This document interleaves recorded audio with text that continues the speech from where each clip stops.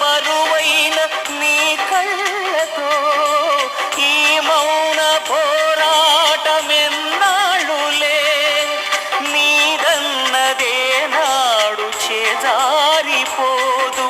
లేదంటే అది నీకు దక్కేది కాదు మనసన్నదే లేదు ఆ బ్రహ్మకు ఎదురీతరాశాడు నీ జన్మ